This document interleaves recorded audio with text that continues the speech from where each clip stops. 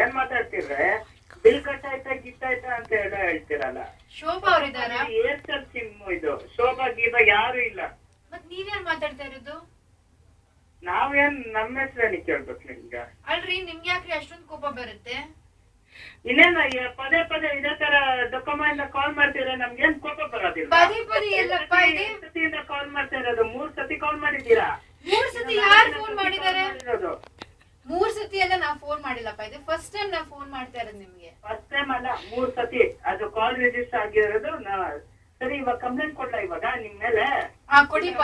4 ಸತಿ ಕಾಲ್ ಕೊಡ್ತಾ ಇದಾರೆ. ಇವಾಗ ತಾನೇ 3 ಸತಿ ಅಂದ್ರೆ ಇವಾಗ 4 ಸತಿ ಕಂಪ್ಲೇಂಟ್ ಮಾಡುವ 5 ಸತಿ ಅನ್ಬೇಡಿ. 3 ಸತಿ ಆಗಿದೆ, ಇವಾಗ ಇದು ಸೇರಿಸಿದ್ರೆ 4ನೇ ಸತಿ. ಸರಿ ಆಯ್ತು ಅಂತ ಏನು ಬ್ಲಾಕ್ ಮೇಲ್ ಮಾಡ್ತಾ ಇದ್ದೀರಾ?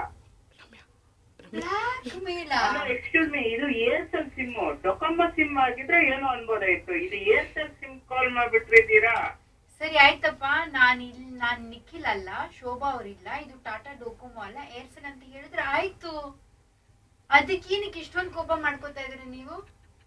ಏನ್ ತಿಂದ್ರಿ ನೀವು ಬೆಳಗ್ಗೆ? ಬೆಳಗ್ಗೆ ಏನೋ ತಿನ್ಕೊಂತೀನಿ, ನಿಂಗೇನು? Right timing. You should have revealed. Hey, call him back. Call him back. We'll say we're calling from Aircel.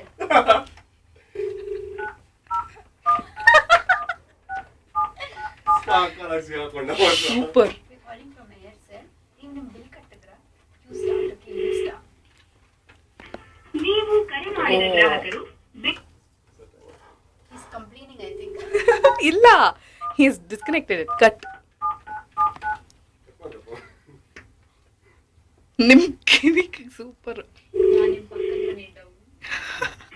ನೀವು ಕರೆ ಮಾಡಿದ ಗ್ರಾಹಕರು ನಾನು ನಿಮ್ ಪಕ್ಕದ ಮನೇಲಿ ಇರ್ತೀನಿ, ನಿಮ್ನ ಯಾವಾಗ್ಲೂ ನೋಡ್ತಾ ಇದ್ದೀನಿ. ನೀವು ಕಾಲ್ ಮಾಡೋಣ ಅಂತ ನಂಬರ್, ಬೇರೆ ನಂಬರ್ ಇಂದ ಫೋನ್ ಮಾಡು. ನಾನು ನಿಮ್ ಪಕ್ಕದ ಮನೇಲಿ ಇದ್ದೀನಿ, ನೀವಂದ್ರೆ ನಂಗೆ ತುಂಬಾ ಇಷ್ಟ.